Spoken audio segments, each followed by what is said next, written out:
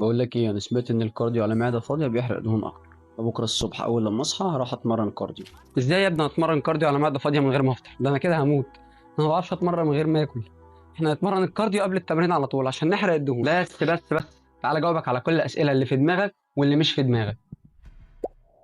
يعني ايه كارديو اصلا؟ تمارين الكارديو دي معناها كارديو فاسكولار اكسرسايز تريننج، وهي كلمه لاتيني تعني اي نشاط بدني يزيد من معدل نبضات القلب وبيدفع القلب لضخ المزيد من الدم بقوه، زي الجري وركوب الدراجات والمشي والسباحه، واي نشاط بيزيد من معدل ضربات القلب. كابتن، وانا هتمرن كارديو قد ايه؟ حسب الدراسات والمنظمات العالميه، فتمرين كارديو 150 دقيقه اسبوعيا مهم جدا لصحه قلبك، وتمرين من 3 ل 5 ايام بشده متوسطه لمنخفضه ده بيستهدف معاك حرق الدهون، وفي اليوم هتتمرن من 30 ل 60 دقيقه بشده منخفضه عشان تستهدف حرق الدهون، ولو تمرينك بشده عاليه فهتتمرن من 15 ل 30 دقيقه. ايه هو افضل تمرين كارديو؟ خيارات تمرين الكارديو كتير جدا، زي ركوب العجل، زي الجري، زي المشي، زي السباحه، زي التجديف، زي البوكسنج، واي نشاط بدني بيزيد من معدل ضربات القلب هيحقق لك تمرين الكارديو وهيحقق لك حرق الدهون في اطار ضربات القلب اللي احنا بنظبطها. اتمرن كارديو قبل تمرين الحديد ولا بعد تمرين الحديد؟ بص، لو عايز اجابه مختصره على السؤال ده يبقى الكارديو بعد تمرين الحديد افضل، اما لو بتحب تعرف التفاصيل والمعلومه صح فلازم تعرف مصادر الطاقه اللي جسمك بيستهلكها عشان يقدر يعمل التمرين ده، سواء الكارديو او الحديد. عندك الكارديو مثلا بيعتمد على مصدرين، وهم مخازن الجلايكوجين او جلوكوز في العضلات ومخازن الدهون. اما تمارين المقاومه فبتعتمد على مخزون واحد بس وهو مخزون الجلايكوجين، فبالتالي لما تيجي تتمرن حديد بعد تمرين الكارديو مش هتلاقي طاقه في مخازن الجلايكوجين اللي عندك، وهتلاقي نفسك مرهق ومش قادر تشيل نفس الاوزان اللي كنت بتشيلها قبل كده، لانك استهلكت من مخازن الجلايكوجين اللي جسمك بيعتمد عليها اثناء تمرين الحديد. فبالتالي عضلاتك عمرها ما هتكبر لانك انت مش هتقدر تزود اوزان، وفقدت مبدا مهم جدا هو مبدا زياده الاحمال او البروجريسيف اوفرلود. اما لو اتمرنت كارديو بعد الحديد فجسمك مش هيلاقي جلايكوجين كفايه انه يؤدي التمرين ده،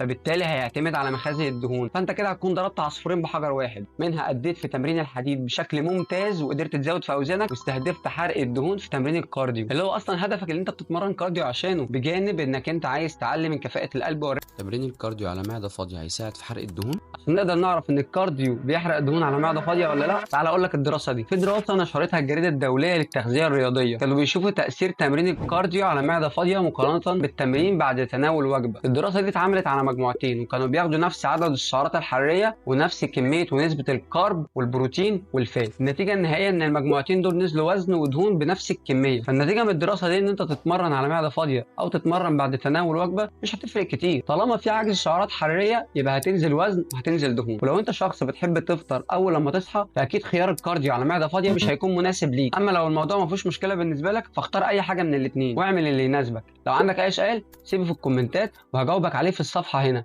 وما تنساش اللايك والشير يا بطل.